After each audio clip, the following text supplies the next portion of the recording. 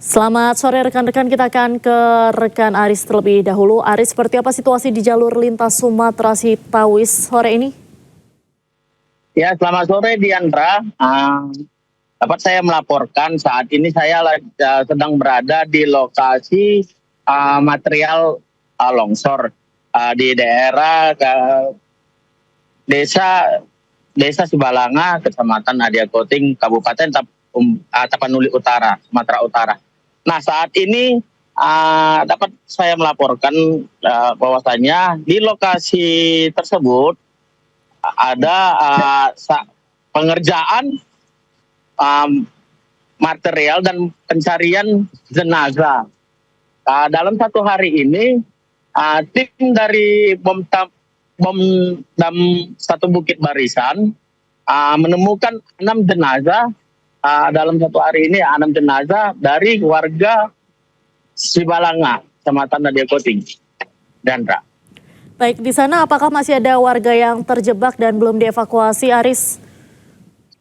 Nah, terima kasih Dandra. Saat ini warga ada sebagian mengungsi yang disediakan oleh pemerintah Kabupaten Tapanuli Utara, yaitu Bapak Bupati Tapanuli Utara Jonius Taripar Utabarat, beserta disediakan dapur umum, dan ada beberapa logistik dan sembako yang diterima oleh dari pihak kepala desa Sibalanga. Kendala tim lapangan saat ini seperti apa, Aris? Kendala. Terima kasih Diandra. Tidak ada kendala karena sudah 2 hari ini cuaca normal, tidak ada hujan, sehingga dari tim Basarnas yang kita lihat saat ini dan dari Pemdam satu Bukit Barisan beserta masyarakat Desa Sibalanga ini turut membantu pencarian beberapa yang belum ditemukan, Jandra. Baik, sejauh ini masih ada berapa orang yang belum ditemukan, dilaporkan? Nah, sejauh ini yang saat ini yang belum ditemukan ada sekitar 27 orang lagi, Diandra. Baik. Dan malam total keseluruhan ada sekitar 15 orang, Diandra, mulai dari hari Senin sampai hari Sabtu ini hari, Diandra. Baik, terima kasih Aris Nando melaporkan langsung dari Tapanuli Utara. Selanjutnya kita akan ke rekan Indra Mulyasiagian. Indra, bagaimana situasi terkini di Puskesmas Batang Toru? Ya, baik, dapat saya sampaikan saat ini di Toru masih dikerumuni para masyarakat korban banjir bandang yang terjadi di Kecamatan Batang Toru, ya, Diandra. Di mana di sini para masyarakat ini lagi menunggu kabar nasib ini pihak keluarga mereka yang sudah tidak kelihatan pasca banjir bandang itu menerjang. Perlu disampaikan juga hingga siang tadi data korban yang meninggal dunia yang telah tiba di rumah Puskesmas Batang Toru ini mencapai 32 orang. Sedangkan untuk korban luka-luka sendiri saat ini sudah mencapai 186. Baik, Dendra. Sejauh ini penanganan bencana di sana seperti apa? Baik. Untuk saat ini penanganan bencana untuk di area 3 desa yang terdampak banjir bandang itu petugas tim gabungan telah menurunkan 2 unit alat berat jenis ekskavator dan dozer. Di mana ekskavator sendiri digunakan petugas untuk mengevakuasi bongkahan kayu yang sempat menutupi Sungai Aik Garoga yang menjadi penyebab banjir bandang itu terjadi. Sedangkan dozer sendiri digunakan untuk membersihkan areal jalan. Hingga saat ini petugas kepolisian dan para tim lainnya itu terus berjibaku untuk memberikan akses ke daerah Tapanuli Tengah, ya, Dendra. Pasalnya di daerah Tapanuli Tengah sendiri yang berbatasan langsung sama lokasi banjir ini tidak dapat ditembus dari pihak Bolga. Mereka mengalami kesulitan untuk bahan sembako dan keperluan lainnya. Jadi mereka itu dipasok keperluan mereka itu dipasok dari Tapanuli Selatan, Dendra. Baik. Kebutuhan yang paling mendesak di posko apa? Baik, Dendra. Kebutuhan yang paling mendesak saat ini di posko itu air bersih. Pasalnya sampai saat ini kondisi lapangan itu kan air bersih itu sangat sulit didapat, sehingga yang mengakibatkan saat ini sejumlah para pengungsi itu udah mengalami terserang berbagai penyakit mulai dari diare, flu, batuk dan demam. Dendra. Baik, terima kasih Indra, dan sebelumnya ada Aris Nando melaporkan dari Sumatera Utara. Selamat sore, selamat kembali bertugas. Pemirsa, BNPB mulai melakukan operasi modifikasi cuaca di Aceh, Sumatera Utara, dan Sumatera Barat. Hal ini sebagai wujud respons terhadap peningkatan risiko bencana hidrometeorologi yang melanda ketiga provinsi tersebut. Di Sumatera Barat, operasi modifikasi cuaca dilakukan pada hari ini dengan mengerahkan 2 pesawat dari Posko Bandara Internasional Minangkabau. Modifikasi cuaca dilakukan dengan tujuan utama mengurangi potensi curah hujan di kawasan rawan bencana melalui rekayasa pengalihan awan hujan ke wilayah yang lebih aman seperti ke laut. Hal ini menjadi penting mengingat kondisi darurat terkini, yakni intensitas hujan ekstrim yang memicu banjir meluas di wilayah Aceh, meningkatkan ancaman longsor dan banjir bandang di sebagian besar Sumatera Utara, serta menimbulkan dampak serius pada infrastruktur dan permukiman di Sumatera Barat.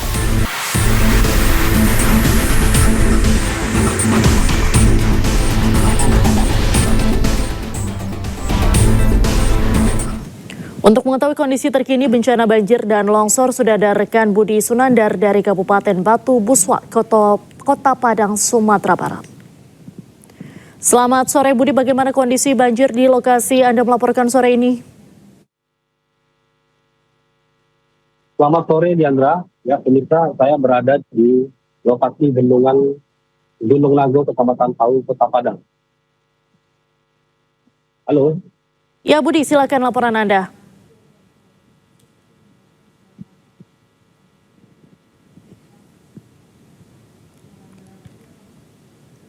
Budi, bisa mendengarkan suara saya?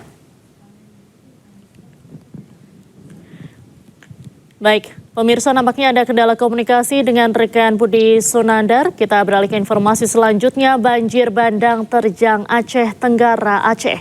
Banjir Aceh November 2025 ini menjadi banjir Aceh terparah sejak 25 tahun terakhir.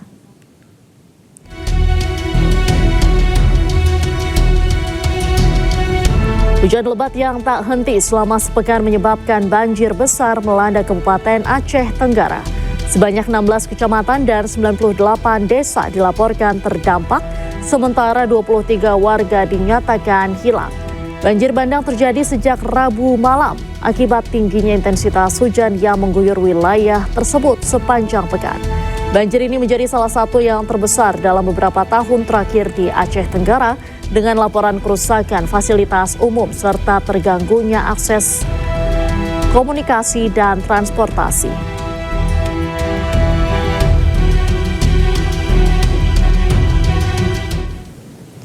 Dan pemirsa, untuk mengetahui kondisi terkini bencana banjir dan longsor, sudah ada rekan Budi Sunandar. Kita kembali bergabung dari Kabupaten Batu Buswak, Kota Padang, Sumatera Barat. Selamat sore Budi, bagaimana kondisi banjir di lokasi Anda melaporkan sore ini? Ya, selamat sore Diandra, mungkin bisa saya ralat. Lokasi saya sekarang berada di bendungan Gunung Nago, Kecamatan Pau, Kota Padang.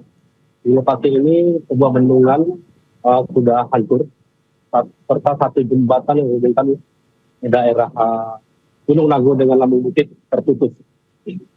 Setidaknya terdapat puluhan rumah sudah hancur di lokasi ini. Namun debit air sudah mulai surut karena cuaca sudah mulai cerah. Diandra.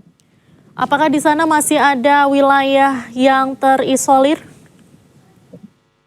Ya, untuk di Kecamatan Pau, Kota Padang ini masih terdapat satu daerah, yakni Desa Batu Buswak, yang terletak di Kelurahan Lambung Bukit. Setidaknya terdapat sebanyak 280 orang warga yang masih terisolir karena putusnya amblasnya jalan jembatan yang berada di lokasi tersebut, Diandra. Baik, sementara distribusi bantuan bagi warga-warga yang masih terjebak di sana seperti apa? Ya, untuk warga yang berada di daerah Batu Butuak, tim SAR gabungan menyalurkan bantuan makanan dengan cara manual, dengan cara menyeberang dengan tali menuju lokasi. Sementara itu untuk seluruh daerah yang berada di Kota Padang, ada 10 posko bencana yang didirikan oleh BPBD Kota Padang. Ya, enggak? Untuk kebutuhan yang paling mendesak bagi warga yang terdampak, apa, Budi?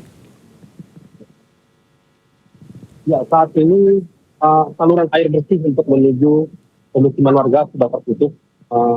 Sebagian besar warga sangat membutuhkan bantuan air bersih serta pakaian yang untuk digunakan sehari-hari.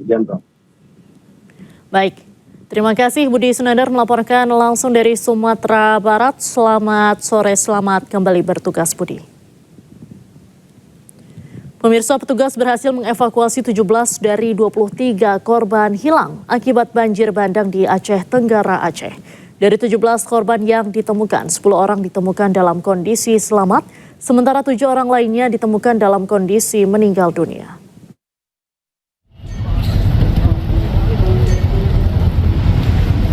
Banjir bandang menerjang sejumlah wilayah di Kabupaten Aceh Tenggara. 17 korban hilang dari total 23 korban berhasil ditemukan, di mana 10 orang ditemukan dalam kondisi selamat, sementara 7 orang lainnya ditemukan dalam kondisi meninggal dunia. Sulitnya medan dan akses jalan akibat terputus diterjang banjir membuat proses evakuasi korban mengalami kendala. Sejumlah alat berat pun dikerahkan dalam proses evakuasi. Kemarin juga kita fokus evakuasi yang korban yang terdampak, yang terjadi evakuasi, yang selamat kita evakuasi.